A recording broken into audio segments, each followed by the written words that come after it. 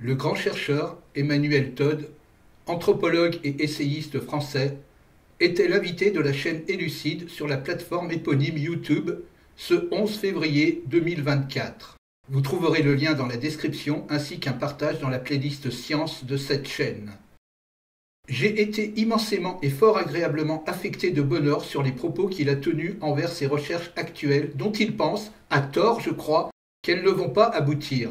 Ces recherches portent sur l'âge du bronze et comment les civilisations se sont effondrées.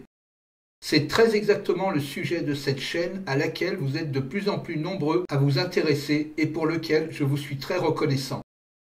J'avoue avoir une certaine admiration pour cet homme et étant donné que ses propos collent très exactement à mon travail, il devenait impératif d'y consacrer une vidéo spéciale. Homo sapiens a fait de grandes choses avant l'arrivée du christianisme.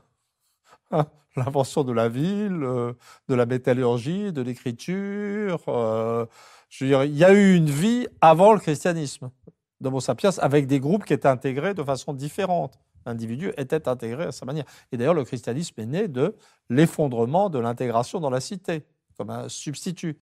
Qu'est-ce qui, selon toi, est connu de peu de personnes et qui mériterait d'être connu de tous? L'effondrement de l'âge de bronze. C'est-à-dire l'âge de bronze, c'est l'arrivée des métaux et ça va donner un monde extrêmement, je dirais, semi-globalisé. Puisque pour fabriquer du bronze, il fallait du cuivre et de l'étain. Donc ça ne pouvait pas marcher sans circuits commerciaux.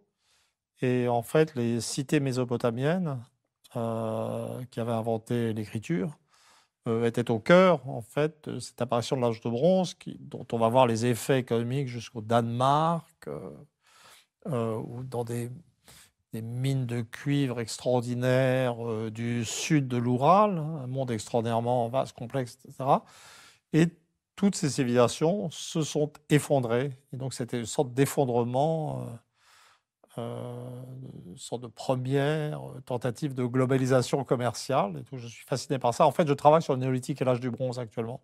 Alors, il y a une introduction à cette problématique qui ne donne pas la réponse, mais dont le livre est intéressant, mais il n'y a pas de vraie réponse. Donc, c'est insatisfaisant sur le plan logique. Mais si on veut être introduit à le problème de cet effondrement civilisationnel dans une période donnée, il y a le livre de Eric Klein, C-L-I-N-E, 1177 avant Jésus-Christ, le jour où la civilisation s'est effondrée. Alors la date est pour rire en fait, c'est une période. Ils ont mis une date, c'est dans une série anglaise où il y a des dates comme ça.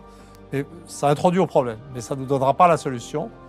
Et d'ailleurs on ne l'a pas, et c'est le sujet actuel de mes recherches qui n'aboutiront sans doute pas.